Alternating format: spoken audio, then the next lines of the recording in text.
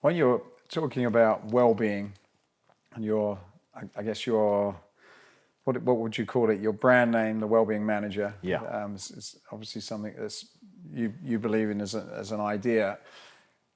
Does some of the things that we're talking about create these, I suppose, blockages to well-being? I was listening to one of the interviews on the way up here today, and you were referring to certain blockages, and the blockages can create issues, disease, or what have you. And I suppose whether it's in your head or in your body, if you've got these maybe misalignments that could affect general well-being, whether it affects your sleep or your thinking or whatever. So how do you, when you're looking at someone, because you've got experience from being a physical trainer to I suppose would you call it a mental, spiritual trainer?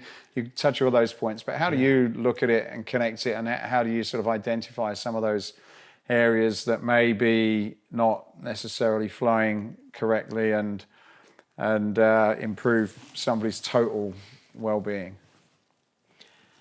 So if we subscribe to the idea that as above, so below, sort of the way that we're feeling inside of ourselves will be reflected or mirrored outside of ourselves.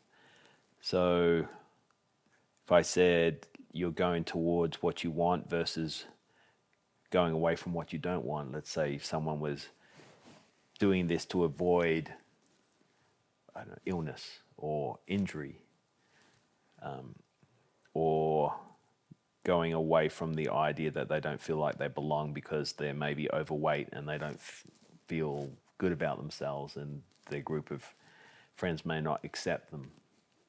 Now, that's going to have a heavy impact on just the way you carry yourself and walk around with those thoughts in your life day to day.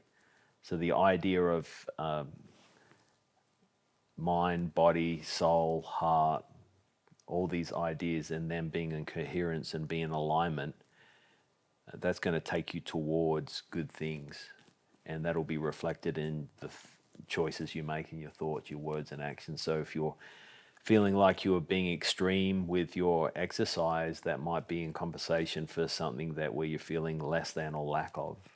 There could be a relationship there. It could be the fact that you've got an idea that you could play around with that might give you a little bit more freedom to, rather than punish yourself through exercise or nutrition or fasting or ice bathing or plant medicine, whatever it is. Are you punishing yourself because you don't feel enough, so you're making these choices to go away from what you don't want? Or are you going towards the stuff that's really good for you? And to distinguish that, I think that's a part of the roadmap for you to continually be stepping towards your well-being. And it's such an individual thing. It's a subjective thing. Like your well-being and someone else's well-being is different. But it's good to support each other in that, and it's good to share ideas and to show people how other people have done it and discovered it or rediscover it when they've lost it.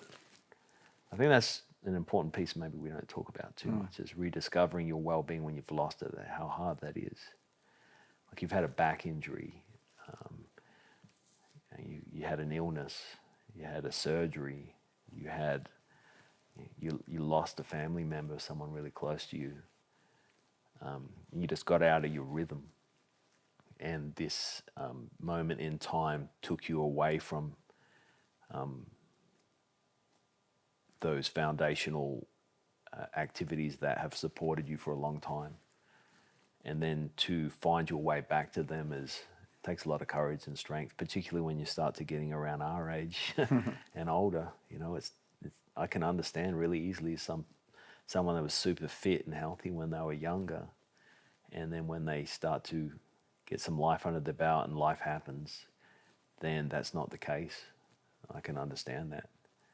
You know, you see a lot of these actors, musicians that were really young and beautiful, and they were doing that as a part of their image. And then once they're out of the public eye, then they just let all that go. It's really interesting.